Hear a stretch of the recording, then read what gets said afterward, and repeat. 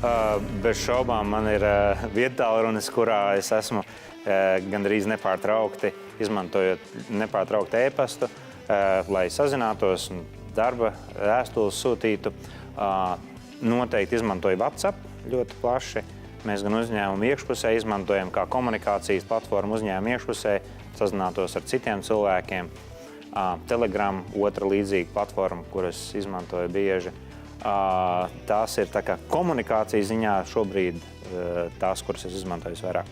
Waze, bet Waze ļoti labs Latvijā.